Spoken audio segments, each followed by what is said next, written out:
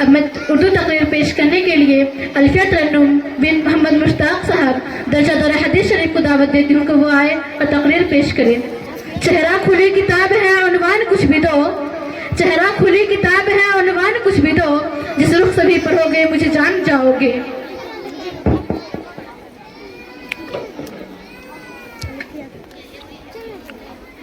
بسم اللہ الرحمن الرحیم، الحمد للہ رب العالمین، والصلاة والسلام على سید الانبیاء والمرسلین وعلى آلہ واصحابہ اجمعین، اما بعد۔ میری بہنوں، آج میں آپ کے سامنے جس شخصیت کا تذکرہ کرنے جا رہی ہوں وہ کوئی عام انسان نہیں بلکہ وہ ہستی ہے جس کے ذریعے اللہ تعالیٰ نے اپنے محبوب صلی اللہ علیہ وسلم کی احادیث کی حفاظت کا عظیم کام کیا۔ وہ عظیم امام ہے امام محمد بن اسماعیل بخاری رحمۃ اللہ علیہ۔ سامعات، جب بھی احادیث رسول صلی اللہ علیہ وسلم کا ذکر آتا ہے، قرآن کریم کے بعد سب سے پہلے جس کتاب کا نام زبان پر آتا ہے وہ صحیح بخاری ہے، اور صحیح بخاری کا نام آتے ہی دل خود بخود احترام سے جھک جاتا ہے، کیونکہ اس کتاب کے پیچھے امام بخاری کی غیر معمولی محنت، بے مثال تقویٰ اور کامل اخلاص پوشیدہ ہے۔ سامعات، امام بخاری کی ولادت 194 ہجری میں بخارا کے شہر میں ہوئی۔ بچپن ہی میں والد کا سایہ سر سے اٹھ گیا، مگر اللہ تعالیٰ نے ایسی ماں عطا فرمائی جو نیک، پرہیزگار اور اللہ سے مانگنے والی تھی۔ روایت ہے کہ امام بخاری کی آنکھوں کی روشنی جاتی رہی مگر ماں کی دعاؤں سے اللہ نے بینائی لوٹا دی۔ یہ واقعہ ہمیں بتاتا ہے کہ ماں کی دعا اور اللہ کا فیصلہ انسان کی تقدیر بدل سکتا ہے۔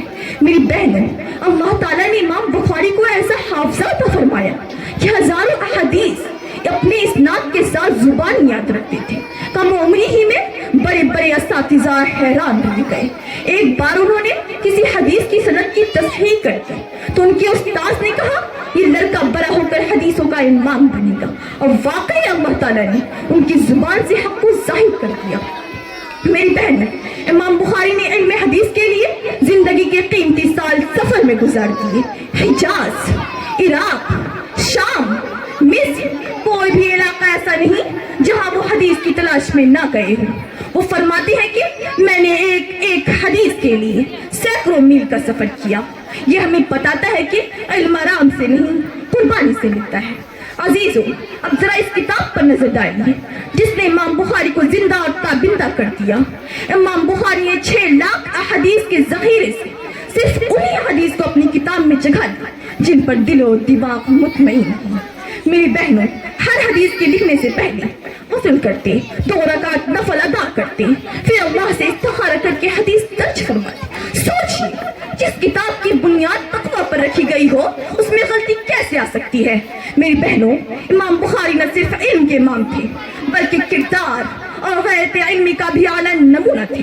جب بخارا کے حاکم نے کہا کہ آپ ہمارے بچوں کو دربار میں آ کے پڑھائیے تو امام بخاری فرماتے ہیں علم کو ذلیل کر کے درباروں میں نہیں لے جایا جاتا، جو علم سیکھنا چاہے وہ علم کے پاس آئے۔ یہ ہے عالم دین کی عزت۔ میری بہنوں، آج 1200 سال گزرنے کے باوجود صحیح بخاری دنیا بھر کے مدارس میں پڑھی جا رہی ہے۔